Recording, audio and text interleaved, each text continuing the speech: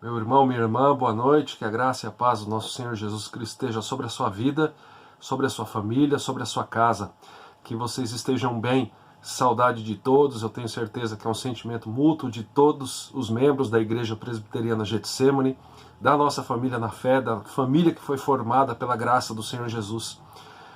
É muito difícil enfrentar essa situação, na verdade, é muito difícil você sentir saudade de amigos, de irmãos queridos, e por conta desse isolamento social você ter que ficar na sua casa, e ainda ligados aí nas notícias, os noticiários na internet, e cada dia mais preocupados, com os resultados desse isolamento social.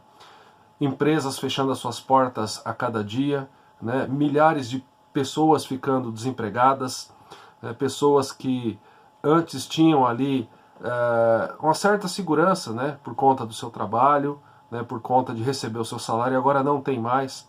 E é muito difícil também a gente não ter, olhando para o futuro próximo, uma perspectiva correta de que até o dia tal nós ficaremos assim. Ninguém sabe ao certo. As últimas notícias, pelo menos aqui no estado de São Paulo, o governador decreta aí a quarentena até o final do mês de maio. E depois? Não sabemos. Então é um momento onde a gente precisa ter fé em Deus, descansar em Deus. Lembrando da mensagem de domingo passado: ainda que eu ande pelo vale da sombra da morte, eu não temerei mal nenhum, porque o Senhor está comigo. O Senhor é o meu pastor e nada me faltará. De certa forma, quando a gente olha para um texto desse, como Salmo 23, temos razões bíblicas, uma mensagem vinda de Deus para tranquilizar o nosso coração. Mas nessa semana, meus irmãos, eu preciso abrir o coração aqui para os irmãos e dizer que eu tenho pensado muito no papel da igreja. No papel, em primeiro lugar, que eu desempenho, e eu nem estou falando como pastor, como cristão. Que papel eu tenho desempenhado na vida das pessoas que ainda não conhecem a Jesus? Porque eu gostaria de conversar acerca da real necessidade que as pessoas têm nesses dias. E a real necessidade é aquilo que tem faltado, aquilo que faz toda a diferença, é o amor. Parece chover no molhado, não é verdade? Mas quando a gente olha para a Bíblia, a gente percebe essa realidade. Eu me recordo de que há anos atrás eu ouvi em uma conferência um pastor contando um acontecimento lá nos morros cariocas, lá no Rio de Janeiro, onde a gente sabe que existe muita pobreza, muita violência, as gangues ali, as facções criminosas. E ele contava que certa vez, de um lado existia a polícia, de outro lado existiam os traficantes, os donos do morro, como eles mesmos dizem que são, e tiroteio, e bem no meio do tiroteio existia uma pequenininha igreja, uma igreja muito simples, aquelas igrejas que funcionam praticamente na garagem ali de uma casa. E de um lado polícia atirando, de outro lado os traficantes atirando, revidando. E o que acontece? De repente, ele diz assim que a porta daquela igreja abre e sai um homem. Ele diz que era uma figura de um homem bem baixinho, com um terno, talvez muito maior do que o tamanho dele. E ele saiu com a Bíblia, na sua mão, a Bíblia para cima, e ele ficou no meio da linha de fogo. E aquilo fez com que o tiroteio acabasse. E ele contava que aquele episódio abriu os olhos dele para qual o papel que a igreja tem desempenhado no meio das crises. Porque eles estavam em uma crise de ordem policial, ali, uma crise ligada à questão da violência, tráfico de drogas, corrupção. E aquela igreja, ela fez com que aquele tiroteio cessasse. Tá certo que pode ser que no outro dia o tiroteio começou de novo ali, e a igreja, ninguém saiu da igreja como na primeira vez, mas naquele episódio a igreja fez uma diferença ali naquele local. Você imagina os dois lados da briga, os dois lados ali do confronto, olhando para aquele homem sem nenhuma arma na mão, mas com a sua Bíblia, e levando a Bíblia para cima. Você imagina o que aquilo pode ter gerado no coração de quem estava ali, de quem assistiu isso. Essa notícia, essa lembrança veio ao meu coração porque nós estamos aí praticamente há 2 meses sem os nossos encontros presenciais. Da perspectiva de quem não é cristão, as pessoas passam na frente da nossa igreja, de qualquer outra igreja, E quem não é crente tem o seguinte entendimento: olha, as igrejas não fazem diferença nenhuma, as igrejas estão fechadas. Talvez eles até pensem assim, esse povo não tem coragem, esse povo está escondido.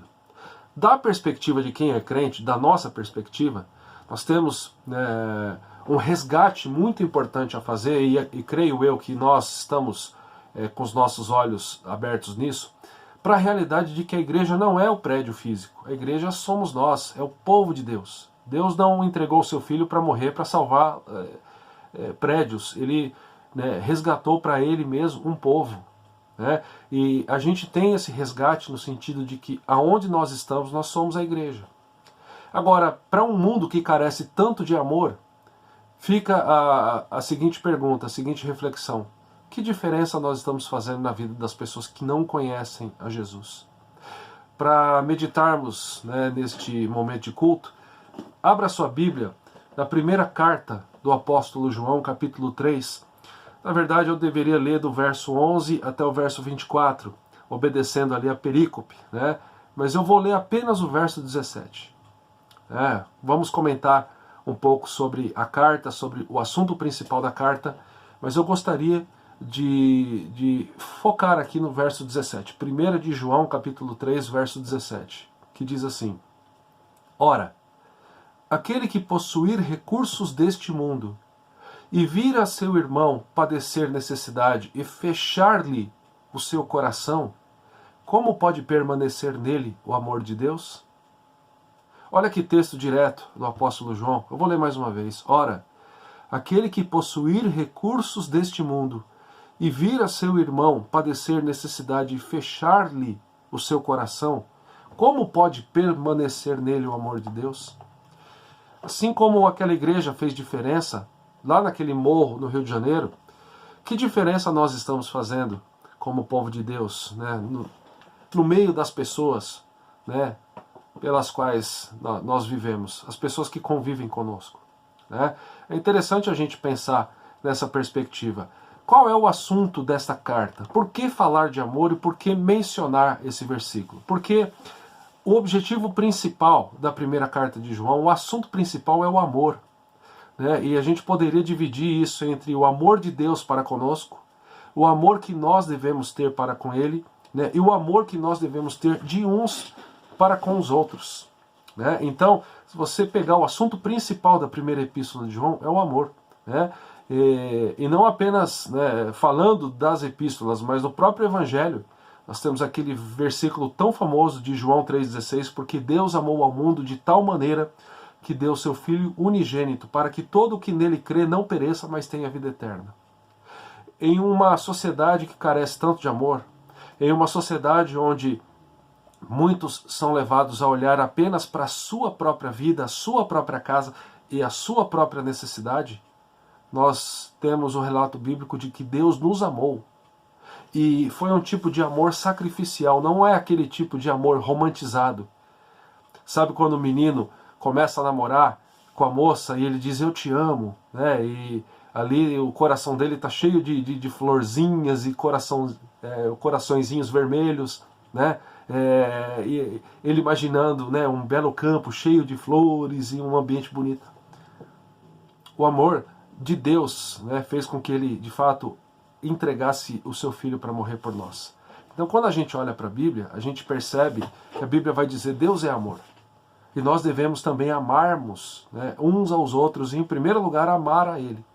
E como fazer isso? Esse verso 17 no capítulo 3 de João vai nos dizer isso. Interessante também a gente mencionar, eu estou olhando aqui para baixo para o meu computador, alguns comentários sobre esse texto. Por que a gente pode afirmar que o amor é a maior necessidade? Olha só o que João vai dizer no seu Evangelho. No capítulo, na carta, no capítulo 4, verso 16. Deus é amor e aquele que permanece no amor, permanece em Deus e Deus nele. Então, quando a gente olha para tantas discussões, tanta inimizade acontecendo, tanta gente brigando por conta das opiniões, tanta gente que acha que tem uma larga experiência, por exemplo, no ramo político, no ramo econômico, de tal forma que as opiniões não podem ser contestadas, e caso elas sejam contestadas, né, acontece ali um rompimento, uma inimizade, uma briga, né, ou qualquer outro motivo, nós estamos aí dentro das nossas casas, né, e aí qualquer coisa, né, pode gerar aí uma discussão, qualquer discordância, ela pode ter como resultado, né, uma discussão e uma briga.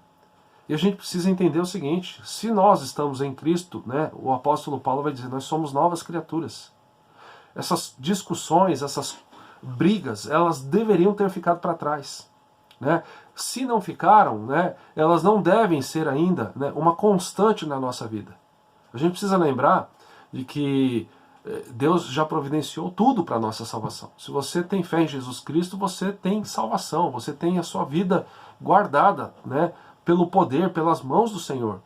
Ninguém, né, vai tirar você de Deus. E isso não significa que você vive uma perfeição, no sentido de que você não comete mais pecados. Mas a gente deve lutar para não viver na prática de pecado. 1 João também vai dizer acerca disso. Aquele que vive na prática do pecado não conhece a Deus. Nunca o conheceu. Né? Não apenas João, mas também Mateus vai falar acerca disso, no seu Evangelho, capítulo 7, versos 23, 24. Nem todo aquele que me chama Senhor, Senhor entrará no reino do meu Pai, mas quem entrará? Aquele que faz a vontade do meu Pai.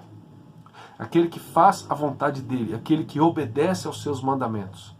Então eu e você, nós precisamos parar por um instante, e daí eu digo que essa situação toda que nós estamos vivendo, esse isolamento social, é uma grande oportunidade para isso. E a gente precisa parar, meus irmãos, e refletir: que tipo de pessoa eu tenho sido, que tipo de cristão eu tenho sido, como anda, né, a minha vida, né, na questão do discipulado, que tipo de discípulo eu sou. Eu participei de uma live com jovens de uma igreja irmã esses dias, e eles pediram para falar sobre discipulado, né, e eu lembrava a eles ali que no discipulado, né, a gente também tem visto isso na nossa igreja, com aqueles que estão envolvidos com o curso de discipulado.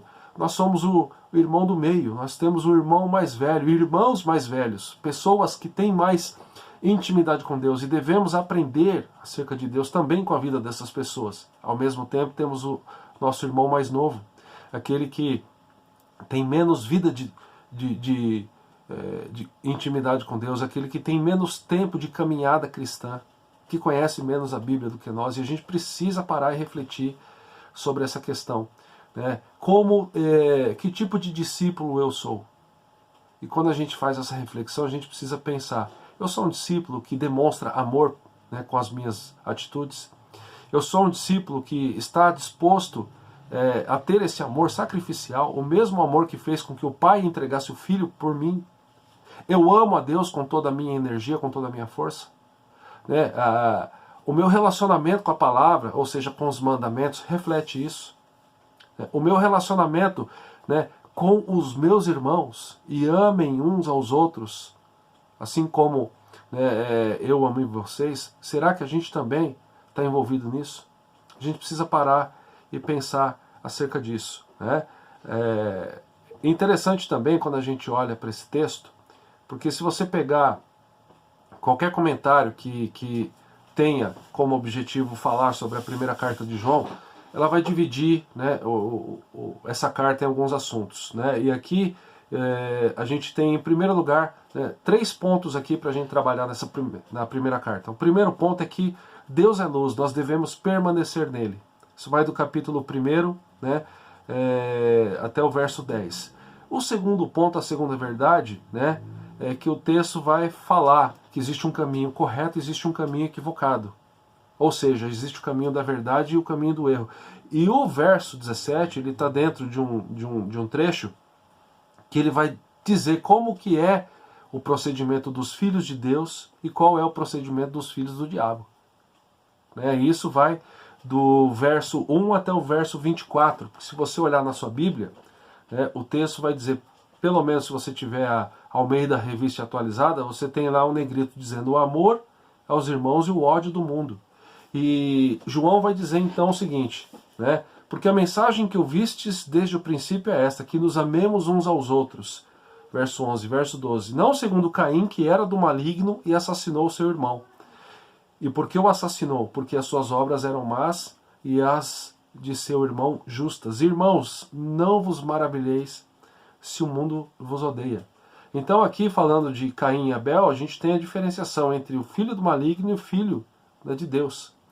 Então, para que de fato nós estejamos envolvidos em agradar a Deus, em amar a Deus, lembrando que o amor é o assunto principal dessa epístola, a gente precisa entender o seguinte: não significa apenas dizer que nós amamos a Deus, mas significa agir em conformidade com isso.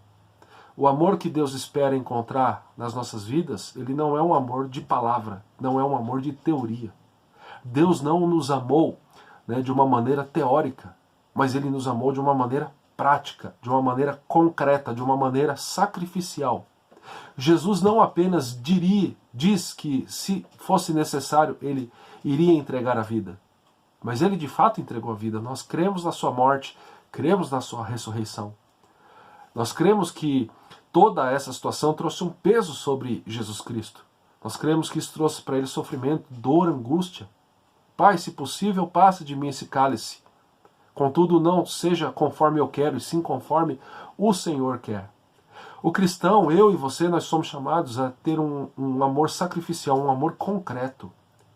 E o verso 17 abre os nossos olhos para isso. Porque, vamos ler mais uma vez, aquele que possuir recursos deste mundo e ver o seu irmão passando necessidade e fechar-lhe o seu coração, como pode permanecer nele o amor de Deus?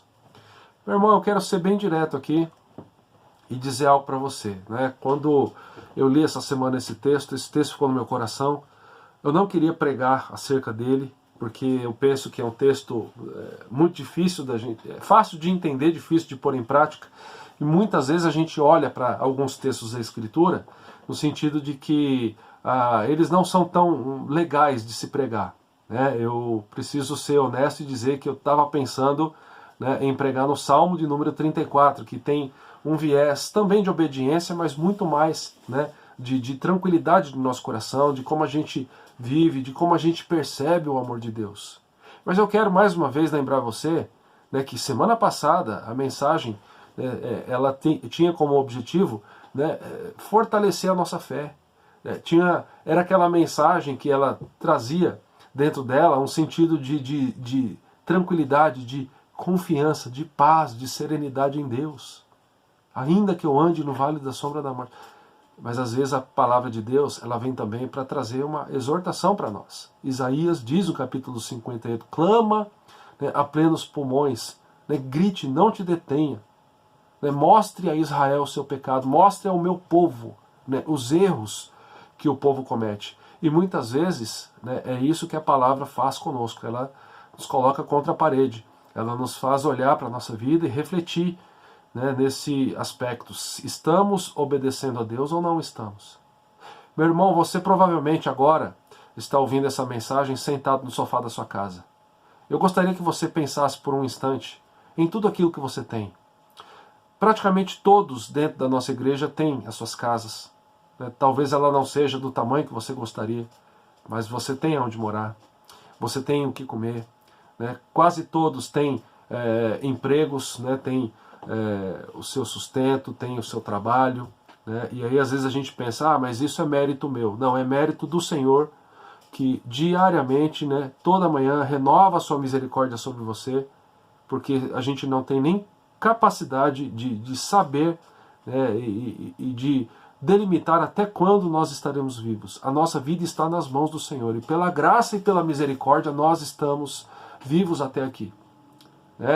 Mas o mérito das coisas que eu tenho, o mérito do meu patrimônio é meu. Não é do Senhor que tem te sustentado, é do Senhor que te dá sabedoria, é do Senhor que possibilitou você fazer um curso superior, é do Senhor quem te dá conhecimento, quem mantém o teu coração batendo e quem mantém o teu cérebro funcionando. Todas as coisas são dele, são para ele, né? E a nossa vida tem que ser vivida dessa perspectiva. Porque tudo é do Senhor. Tem uma música muito bonita do João Alexandre, depois eu vou colocar o link no grupo da igreja, onde ele menciona Romanos, pois dele e para ele, né, e por ele são todas as coisas. A ele, pois, a glória hoje e eternamente. Amém. Então a gente precisa lembrar disso. Se nós temos aonde morar, se nós temos uma roupa para vestir, se temos a capacidade, né, e a bênção de ter a internet, e em um momento difícil desse, né, ter esse canal de comunicação, tudo é bênção de Deus para as nossas vidas. Se nós temos uma igreja, né, essa semana foi muito interessante, porque na reunião de oração de quarta-feira, né, nós estamos usando o aplicativo Zoom, e dentro desse aplicativo você, se tiver no seu celular, você vira a tela com o seu dedo e você vê as pessoas que estão participando. E eu senti no coração, essas pessoas estão na minha vida porque Deus é misericordioso. Então você faz parte do povo de Deus porque Deus é misericordioso. Dessa perspectiva, tudo que nós temos é dele. E a gente precisa parar e a gente precisa lembrar dessa questão, né? Eu vivo para a honra e glória do Senhor. Então tudo que eu tenho deve ser usado neste entendimento. Então eu não posso simplesmente olhar para a minha vida e para a minha casa, né, desvinculado, né, da sociedade pela qual eu vivo, né? Eu faço parte de um corpo maior, eu faço parte do corpo de Cristo. E o desejo dele é que a gente tenha essa sabedoria, que a gente possa viver dessa forma. Interessante que, falando especificamente sobre o verso 17, João, 1 de João 3,17, se alguém tem bens materiais e vê o seu irmão passando necessidade, mas não tem compaixão dele, como pode o amor de Deus estar nele? Meus irmãos, existe um grande Deus falso com D minúsculo chamado egoísmo. E esse Deus, ele diz o seguinte: você é a pessoa mais importante do mundo. Eu sempre menciono isso nos nossos encontros na igreja. E a gente precisa lembrar disso. A gente vive em um mundo, né, onde todo o sistema ele corre, né, nessa direção. Você é a pessoa mais importante do mundo. Cada um por si, Deus por todos. Isso não é bíblico. O que é bíblico é justamente o contrário disso. Ame ao Senhor teu Deus de todo o teu coração e ame ao teu próximo como você ama a si mesmo. E o amor tem sido, né, um artigo de luxo nesses dias. O amor tem ceifado a vida de muitas pessoas. Fiquei muito triste porque na época de seminário, um dos melhores livros que eu li foi o livro de um pastor batista norte-americano chamado Darren Patrick, O Plantador de Igreja. E é muito interessante que esse livro ele não fala simplesmente sobre a plantação de igreja como uma tarefa, mas ele vai trabalhar muito a vida do plantador, e ele vai dizer, então, trabalhar muito a questão, né, da intimidade pessoal que você deve ter com Deus. E esse pastor, a vida dele se encerrou essa semana. E eu não consegui ainda uma nota para dizer ali certamente, né, qual o motivo da sua morte, mas existem muitos indícios de que foi mais um pastor vítima aí da desesperança, vítima, né, desse grande mal que tem assolado as pessoas, né, que é o mal dessa tristeza profunda, depressão, né? Então, pelo que eu tenho visto até agora, provavelmente alguém que tirou a própria vida, né, por não conseguir, né, continuar convivendo com a dor. Isso é uma realidade que tem ceifado a vida de muitas pessoas. Na época que nós vivemos, nunca vimos, né, um número tão grande de pastores tirando a própria vida. É como eu digo, né, eu ainda não tenho a certeza, mas pelo que eu tenho visto até agora, existe uma grande chance dele ter sido vítima de depressão. E não apenas pastores, mas muitos cristãos têm sofrido, né? E eu e você conhecemos a palavra de Deus e a gente precisa lembrar disso então. Muitos estão desesperados e tirando as vidas, as próprias vidas, porque eles não têm mais o sustento, não têm mais o trabalho por conta dessa crise. E eu e você precisamos então olhar, né, para tudo que Deus tem nos dado, e a gente precisa dizer: Senhor, usa a minha vida. Senhor, tem misericórdia, eu quero ser bênção na vida das pessoas. E aqui eu quero fazer uma reflexão com você muito importante. Quem você tem abençoado, meu irmão? Quem você tem colocado diante de Deus?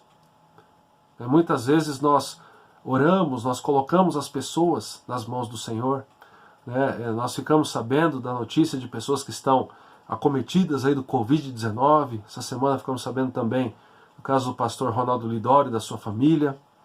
E oramos e colocamos eles nas mãos do Senhor. Mas o amor de Deus, ele nos mostra de que de fato nós devemos trazer para nós o fato de que somos discípulos. A gente não pode abrir mão disso. E além de orar, nós, que de fato é a atitude mais nobre, mais importante que nós devemos fazer, nós também precisamos arregaçar as nossas mangas e dizer: Senhor, usa a minha vida na vida de pessoas que precisam do Senhor. Meu irmão, quem você tem abençoado? Existe um grande equívoco nos nossos dias de que onde muitas pessoas buscam as igrejas, porque na verdade não estão preocupadas com Deus, estão preocupadas, né, com uma situação difícil, com uma enfermidade, né, com uma situação familiar, e quando, né, o cinto aperta, as pessoas, muitas delas procuram Deus. Mas eu e você não somos assim, nós somos cidadãos do reino, nós somos homens e mulheres que foram resgatados pelo sangue do Cordeiro. E Deus não nos salvou, não teve misericórdia de nós apenas para que ao final dessa vida a gente tenha certeza de que a gente não vai para o inferno. E por que eu digo isso? Porque Jesus diz: vocês são sal da terra, vocês são luz do mundo. E aí fica a pergunta: nós temos sido sal da terra e luz do mundo na vida de quem? Que a gente possa olhar para esse texto e que a gente possa fazer essa reflexão, né? Esse isolamento social é uma grande oportunidade para a gente olhar para tudo que nós temos dentro da casa, e muitas pessoas, né, muitas delas nem cristãs são, mas têm chegado a essa conclusão, né, que essa crise que se instalou, ela tem sido excelente para a gente perceber quantas coisas nós temos dentro de casa que não precisamos usar. Às vezes a gente abre a nossa gaveta do armário, a porta do armário, e a gente percebe que a gente tem tanta camisa, nós temos tantas calças, nós abrimos, né, o sapateiro, temos tantos sapatos, e nós temos tantas panelas, e nós temos tanta comida, e nós temos tanto dinheiro. Sim, você tem bastante dinheiro, você tem mais do que você precisa, saiba disso. E às vezes a gente fecha os olhos para o nosso irmão que não tem nada disso. Certa vez eu fui fazer uma limpeza no meu armário, estava no seminário em Campinas ainda, e quem já passou por uma situação dessa, né, de ser seminarista, sabe, né, que é uma fase onde existe uma limitação financeira muito grande, mas eu disse assim: eu vou dar umas camisas embora, né, e eu dei mais de 30 camisas embora, e ficou mais ainda um monte desse, eu nem sei quantas eu tinha. E eu tenho certeza que se eu abrir o meu armário hoje, também eu tenho tanta roupa que eu não uso. E às vezes nós temos tanto, irmãos. Não estou dizendo que a gente precisa sair dando as coisas para todos, não. E nem é isso que João diz, né? Mas a gente precisa ter esse olhar, né, de misericórdia para com o próximo. Comentando ainda sobre esse texto, né, um estudioso das Escrituras diz o seguinte, que o que João espera? Ele espera que a gente saia distribuindo tudo? Não, a resposta dele. Ele espera que o crente com recursos mostre o seu amor ao próximo, compartilhando os bens materiais, né? Então, se por um lado, esse não é um texto que diz que a gente tem que sair distribuindo tudo, é um texto que está dizendo que a gente precisa ter o cuidado para se as pessoas que convivem próximas de nós estão passando por dificuldades, né? Porque o texto ele diz o seguinte: se alguém ver alguém passando necessidade, mas você não tem compaixão dele, então olha lá essa expressão, mas não tem compaixão. E isso aqui o que significa? Quando uma pessoa abençoada com bens materiais, roupa, comida, dinheiro, e aí nós somos abençoados com isso, né? Quando nós não estamos dispostos a compartilhar esses recursos, né, essa pessoa fecha o coração.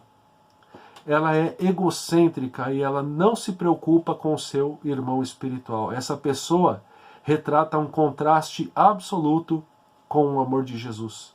Ela nega ao seu irmão as necessidades básicas da vida, enquanto Jesus, de espontânea vontade, deu a sua vida pelos seus seguidores. A gente não precisa, ao término dessa mensagem, abrir o armário e dar um monte de roupa embora.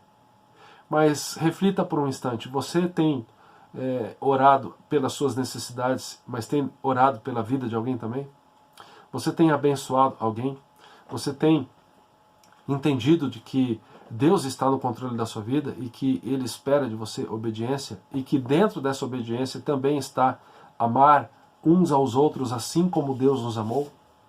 Que a gente possa pensar nisso, meus irmãos.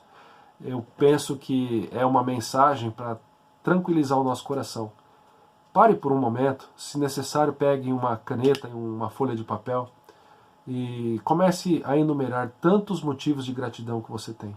Você tem uma casa para morar, você tem um carro para te levar onde você precisa, você tem dinheiro, você tem trabalho, você tem saúde, você tem salvação em Jesus. Que de fato isso enche o teu coração de alegria. E mesmo que você não tiver mais essas coisas amanhã, você tem salvação em Jesus e isso ninguém tira de você. Isso ninguém tira, nenhuma dificuldade, mesmo que você perca a sua vida. A sua vida eterna está guardada nas mãos, né, do Pai que entregou o Filho por amor, né, a sua vida, a minha vida, e para que fôssemos igreja, povo de sua propriedade exclusiva. Eu acredito que a gente precisa agradecer a Deus e nós vamos fazer isso orando nesse momento. Pai de amor, nós te agradecemos porque, em primeiro lugar, ó Pai, mesmo não merecendo, o Senhor entregou o teu Filho Jesus em um amor sacrificial, não um amor de teoria, mas de fato o Senhor se sacrificou entregando Jesus e Ele sacrificou a sua própria vida para que fôssemos povo de sua propriedade exclusiva.